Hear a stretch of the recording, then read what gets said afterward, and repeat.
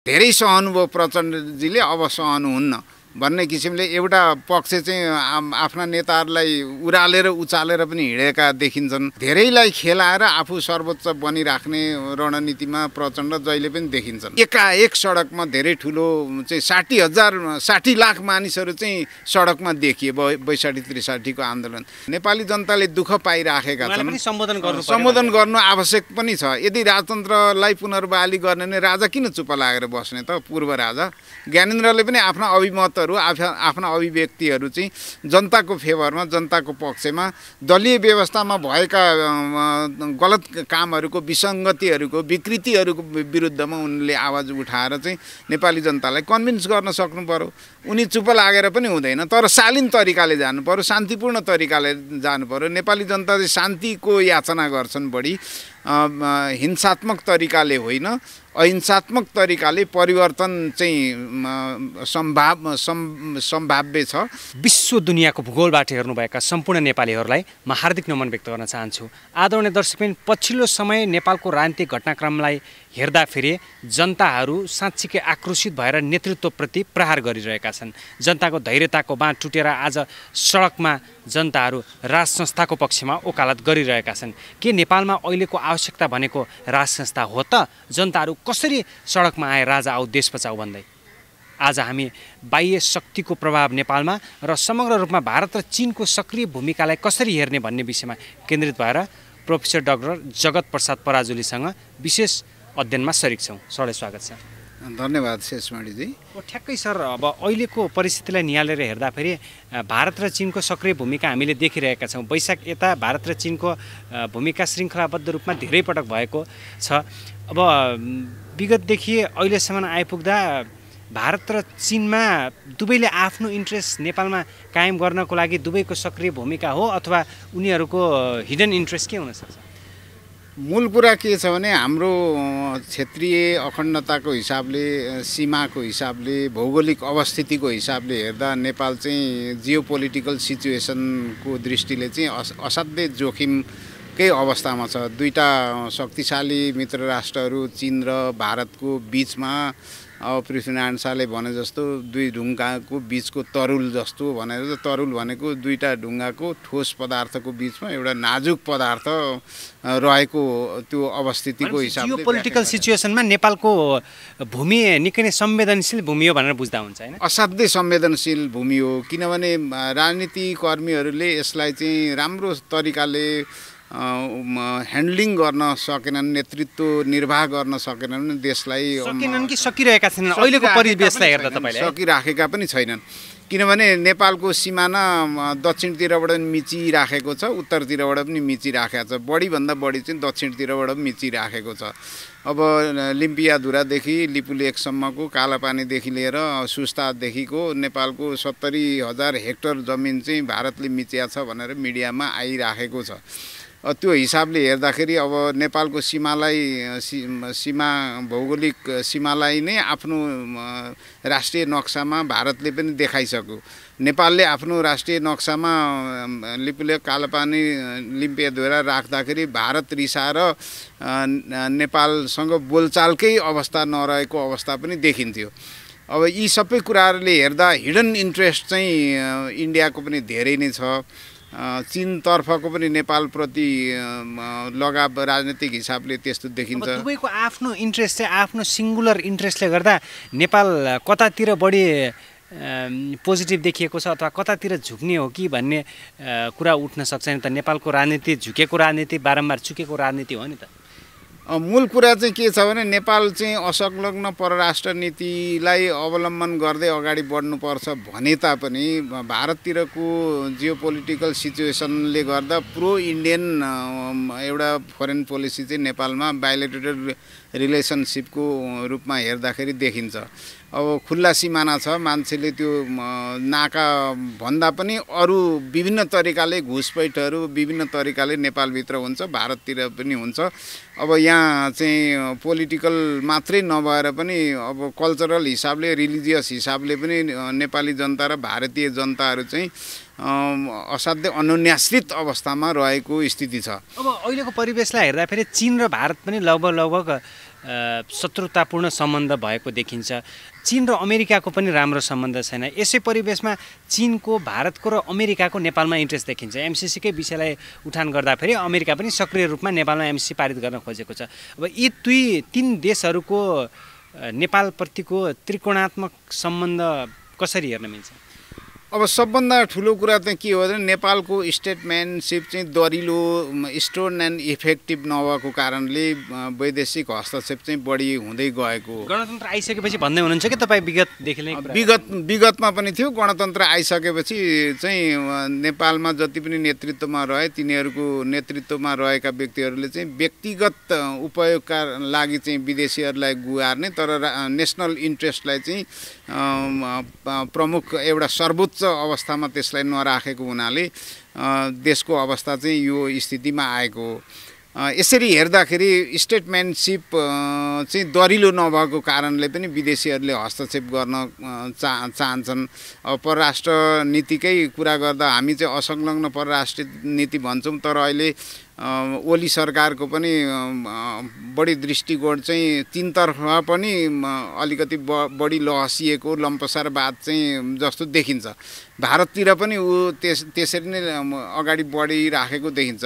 नाकाबन्दीको पिरियडमा हेर्दाखेरि भारतीय जनताहरूले त्यहाँको मोदी सरकारले जुन नाकाबन्दी लगायो त्यो मोदी सरकारको नाकाबन्दीको पिरियडलाई त्यहाँको भारतीय जनताहरूले पनि ठुलो विरोध गरे। नोक्सान उनीहरूले पनि बढी उठाउनु पर्यो। सर, नेपाल असंलग्न परराष्ट्र नीति भनेर हामीले सिद्धान्तमा अवलम्बन गरे पनि व्यावहारिक रूपमा असंलग्न परराष्ट्र नीति हो। नेपालका युवाहरू, नौजवानहरू ब्रिटिस लाउरे पनि भएका छन्, भारतीय सेनामा पनि गएका छन्। यसले गर्दा अब भारत र पाकिस्तानको सम्बन्ध राम्रो छैन, भारत र चीनको सम्बन्ध राम्रो छैन। अब यसले गर्दा कसरी हामीले असंलग्न परराष्ट्र नीति कायम भयो नेपालमा भनेर भन्न मिल्छ? असंलग्न परराष्ट्र नीति भनेर बायोलेटरल रिलेसनसिपमा चाहिँ त्यो परराष्ट्र नीति अवलम्बन गरेको भनिए पनि भित्री रूपमा त्यो अभ्यासमा चाहिँ छैन। अगाडि पनि थिएन, अहिले पनि त्यो अभ्यासमा चाहिँ छैन। किनभने नेपालका पौरसीय पाखुरीहरू भारतीय सेनामा पनि छन्। ब्रिटिसमा पनि होलान्, ब्रुनाइनमा होलान्, धेरै देशहरूमा चाहिँ नेपाली अप्रत्यक्ष रूपमा त नेपालले भारतको साथ दिएको अथवा पाकिस्तानसँग युद्ध मोलेको जस्तो भयो नि त, अथवा दुश्मन मोलेको जस्तो देखियो नि त। त्यसरी हेर्दाखेरि यदि असंलग्न परराष्ट्र नीति लिने भने छिमेकी देशहरूसँग आफ्नो पौरखीय पाखुरी युवा पिँढीलाई चाहिँ सेनामा दिनु हुँदैन थियो। एउटा ऊर्जा बेच्ने काम चाहिँ भइराखेको छ। ती पाखुरीहरू नेपालकै विकासमा चाहिँ उपयोग गर्न सकिन्छ नि। नेपाल जस्तो एउटा अविकसित देश छ, जुन अविकसित देश छ त्यस्तोमा पौरसीय पाखुरीहरूले विकास निर्माण चाहिँ तिनीहरूलाई लगाइयो भने कति ठुलो प्रगति हुन्थ्यो। अहिले त कस्तोसम्म अवस्था छ भने ओलिङ काठ बोक्ने युवा पिँढी छैन समाजमा। महिलाले हलो जोती राख्नुपर्ने अवस्था छ। अब खेतीपाती कृषि प्रधान देश भनिन्छ। नेताहरूले भाषण गर्दा बोल्ने बोली मात्रै भएको छ। कहाँ कृषि प्रधान देश छ? कृषिमा चाहिँ आधुनिकीकरण गर्नुपर्यो। मलको त्यस्तो हाहाकार भएको छ, विदेशले सम्म पत्याउन छोडेको छ। बङ्गलादेशबाट मल ल्याउने कुरा गरेको थियो, त्यो पनि ठोस रूपमा भन्नुपर्दा अहिलेको अवस्थालाई निहालेर हेर्दाखेरि नेकपा भित्रकै विवादलाई हामीले केलाउँदाखेरि नेकपाको लगाम नेकपा भित्र छैन भन्ने भनाइलाई तपाईँले कसरी हेर्नुहुन्छ? त्यो हो, सत्य हो अथवा त्यो भ्रम हो? नेकपाको लगाम आफ्नो दलभित्र चाहिँ पक्का पनि छैन। किनभने अब तिमीहरू जुट भन्दा चीनले जुन पोलिसी दिन्छ त्यहाँको राजदूतले तिमीहरू आपसमा जुट, विभेद नगर, फुट नहौ भनेर फुट हुन लागेकोलाई पनि जोड्ने गरेको चाहिँ देखिएको छ। अहिलेकै अवस्थामा चाहिँ पनि अहिले जुन अब एन्टागोनिजम छ दुईटाको बिचमा, अध्यक्ष ओली र अध्यक्ष प्रचण्डको बिचमा, त्यो बिचमा नै चिनिया राजदूत चाहिँ रातो दिन त्यसमा कसरत गरिराखेकै देखिन्छ। त्यो हिसाबले हेर्दा यो दलमा चाहिँ आफै भित्र पनि हुन त डेमोक्रेटिक हिसाबले चाहिँ दलभित्र पनि विचारको द्वन्द्व चाहिँ हुन्छ। प्रधानमन्त्री ओलीको स्ट्यान्ड यति बेला कस्तो छ? ओलीको स्ट्यान्ड सरकारको पनि के छ भने अब सरकार सञ्चालन गर्ने क्रममा चाहिँ प्रधानमन्त्रीको होलसेल पावर चाहिँ उनले उपयोग गर्नुपर्ने चरित्र देखाउनु भएको उहाँले त्यो निश्चित रूपमा देखिएको छ।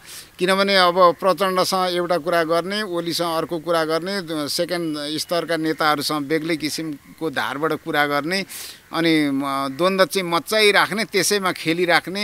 प्रचण्ड र माधव कुमार नेपालको गठबन्धनलाई ध्वस्त पार्नको लागि अहिलेको परिवेशमा प्रधानमन्त्रीले प्रचण्डलाई मसँग आउनुहोस्, माधव कुमारलाई छाडिदिनुहोस्, उहाँ धोका दिने मान्छे हो भनेर भन्नुको अर्थ त्यही हो। अब नेपालको सहकार्य तपाईँले तोड्नुहोस्, हामी आफूमा मिलौँ भनेर उनले जुन एउटा कार्ड फ्याँकेका छन्, त्यो पनि के छ भने ढुलमुले नीति नै हो। यो बिरालोले मुसोलाई खेलाउने हिसाबले खेल्ने हो। अब सेकेन्ड स्तरका नेताहरू के पनि भन्छ, वर्षमान पुनको पनि मैले त्यो एउटा अभिव्यक्ति सुनिराखेका थिएँ। धेरै सहनुभयो प्रचण्डजीले, अब सहनुहुन्न भन्ने किसिमले एउटा पक्ष चाहिँ आफ्ना नेताहरूलाई उरालेर उचालेर पनि हिँडेका देखिन्छन्। अब द्वन्द्वलाई चाहिँ सामान्यकरण गर्दै लानुपर्ने हो दलीय व्यवस्थामा। सत्तासीन व्यक्तिहरूले चाहिँ सत्तामा जुन रहेका छन् देशलाई पो सर्वोपरि ठानेर। पूर्व माओवादी धारका नेताहरू, दोस्रो पुस्ताका नेताहरू ओलीको पक्षमा, पूर्व एमालेका नेताहरू प्रचण्डको पक्षमा त्यस्तै देखियो नि त। प्रचण्डको चाहिँ अहिलेसम्मको हिस्ट्री हेर्दाखेरि के देखिन्छ भने धेरैलाई खेलाएर आफू सर्वोच्च बनिराख्ने रणनीतिमा प्रचण्ड जहिले पनि देखिन्छन्। अहिले पूर्व एमालेका वरिष्ठ मान्छेहरूलाई खेलाएर उनी त्यहाँ द्वन्द्व मचाइराखेका छन्। आफ्नै ग्रुपका साथीहरूले पनि उनलाई छोडिराखेको अवस्था चाहिँ देखिन्छ।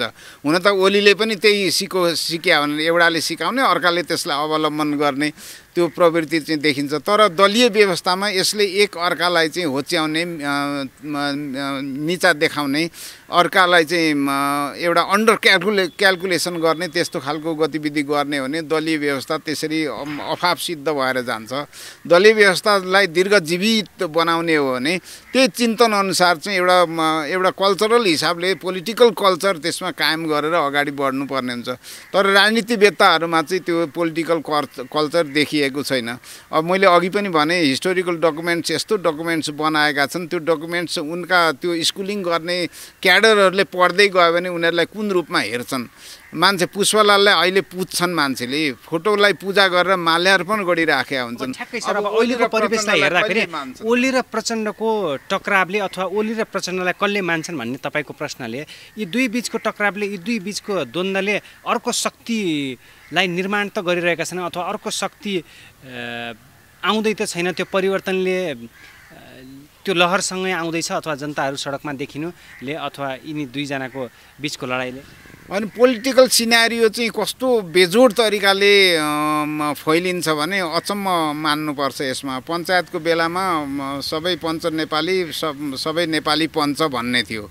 कोही नेपाली जनता चाहिँ पञ्चबाहेक अरू छँदै छैन भन्ने व्याख्या थियो। तर बहुदलीय व्यवस्था आउँदाखेरि त्यतिखेर पञ्चलाई बाटोमै देखिएन। जबकि उनीहरू प्रतिकार गर्थे, दुलोभित्र सबै छिरे, ढुङ्गाले परिस्थिति देखिन्थ्यो। सबै पञ्चायतले पनि बहुदलीय व्यवस्थाका अनुयायीहरू पो जन्माएको देखिन्थ्यो। त्यसरी पोलिटिकल सिनारियो चाहिँ के भएर जान्छ भने अहिले दुईटा टसल भएर देशमा चाहिँ धेरै ठुलो वितण्डा आउन थाल्यो भने अर्को शक्ति इमर्ज भएर पनि आउन सक्छ। राजावादी आन्दोलन पनि सक्रिय भइरहेको छ। राजावादीहरूको पनि के छ भने उनीहरू पनि शान्तिपूर्ण आन्दोलन हो। शान्तिपूर्ण आन्दोलन चाहिँ जसले पनि गर्न सक्छ, संवैधानिक अधिकारको प्रयोग हो। म चाहिँ देशलाई विकास गर्छु, देश र जनताको भलाइ र कल्याणका लागि अगाडि बढ्छु, काम गर्छु भनेर कोही आउँछ, कुनै शक्ति आउँछ भने त्यो शक्तिलाई नेपाली जनताले स्वीकार्छन्। तर राजतन्त्र पनि कुनै बेला चाहिँ एउटा तेस्रो शक्ति भएर आउन नसक्ने भन्ने चाहिँ भन्न सकिँदैन। सडनली जनताहरू सडकमा देखिएका हुन्। पछिल्लो हप्ता, एक दुई हप्तालाई निहालेर हेर्दाखेरि देशव्यापी रूपमा जनताहरू एकीकृत भएका छन् अथवा एकबद्धता भएर राजाकै आह्वान किन गरिरहेका छन् अथवा यो शक्ति कहाँबाट केन्द्रित भयो, कहाँबाट आइदियो? होइन, अगाडिको मोमेन्टमा पनि हामीले देख्यौँ नि। कुनै पनि वैशाख ६३को आन्दोलन नै हेर्नुहोस्, आन्दोलन दबिसकेका थियो। अब बहुदलीय व्यवस्था चाहिँ अब गयो, अब सखाप भयो। यो अब बहुदलीय व्यवस्था रहँदैन, अधिनायकवादी एउटा सिस्टम चाहिँ अब आउँछ भन्दै थिए। तर अडिटोरियम केस, त्रिभुवन विश्वविद्यालयको प्राङ्गणभित्र अडिटोरियम केस पेसाकर्मीहरूले गरेको कार्यक्रममा यस्तो तरिकाले धरपकड र नियन्त्रण भयो। त्यो भएपछि नेपाली जनता यसरी त्यो एउटा बौद्धिक जमातलाई यसरी सरकारले नियन्त्रण गर्छ भने अब नेपाली जनता बसेर सहेर बस्दैन भन्ने हिसाबले एकाएक सडकमा धेरै ठुलो चाहिँ 60 लाख मानिसहरू चाहिँ सडकमा देखिए 62-63को आन्दोलन। त्यसरी आन्दोलन त्यो तरिकाले जान्छ भनेर कसले सोचेको थियो? सोचेकै थिएन। त्यसकारण ध्रुवीकरण हुँदाखेरि कसरी आउँछ नि पोलिटिकल सिनारियो चाहिँ एउटा नियन्त्रण गर्ने एउटा मात्रै शक्ति हुन्छ, अरू सबै उसको अपोजिसनमा आउन सक्छ। अहिलेको पक्षमा राज संस्थाको वकालत गर्ने अभियन्ताहरूले फागुन 7 गते भित्रमा हामीले लाखौँ जनता काठमाडौँमा उतार्नेछौँ भनेर उहाँहरूले अभिव्यक्ति दिइरहनु भएको छ नि। अब यसलाई पनि नजरअन्दाज गर्न सकिँदैन भन्ने हो। त्यसमा दुईटा दृष्टिले हेर्नुपर्छ। एउटा चाहिँ वैदेशिक शक्ति, वैदेशिक चाहिँ आर्थिक भनौँ न भाडाका वस्तुहरू, भाडाको चिज ल्याएर चाहिँ आफ्नो जनमत देखाउँछु भनेर नेपाली जनतालाई नै कन्भिन्स गर्नु पर्यो, अभिमुखीकृत गर्नु पर्यो, उनीहरूलाई चेतनशील बनाउनु पर्यो। परिवर्तन गर, हामी देशको विकास गर्छौँ, जनताको विकास गर्छौँ, हामी राजतन्त्र पुनर्बहाली गर्छौँ भनेर भन्छन् भने नेपाली जनताले त्यसलाई स्वीकार्छन्।